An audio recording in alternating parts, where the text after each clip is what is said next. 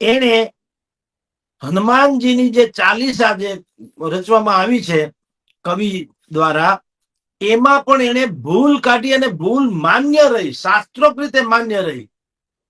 એમાં શંકર શંકર સુમન કેસરી નંદન તેજ પ્રતાપ મહાજગ વંદન આપણે બોલીએ છીએ, પણ રામભદ્રાચાર્યજી છે આદિ શંકરાચાર્ય, એને શું કીધું કે શંકર સુમન કેસરી નંદન એ વાક્ય ખોટું છે.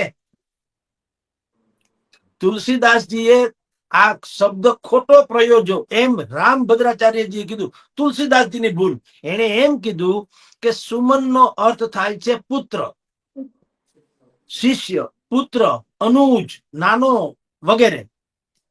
એ હનુમાનજી એવા નતા. હનુમાનજી તો ભગવાન મહાદેવના રુદ્ર અવતાર છે, અજરા અમર છે. રુદ્ર અવતાર એટલે ઝેરોક્સ કોપી. તો ઝેરોક્સ કોપીમાં નાના મોટું તો ન હોય ને. ટૂંકમાં હનુમાનજી જે છે શંકરના સુમન એટલે કે પુત્ર નથી, અનુજ નથી, નાના ભાઈ નથી, શિષ્ય નથી, પણ ખરેખર શું છે? સ્વયં મહાદેવ જે છે એ જ અત્યારે રુદ્ર અવતાર હનુમાનજી છે.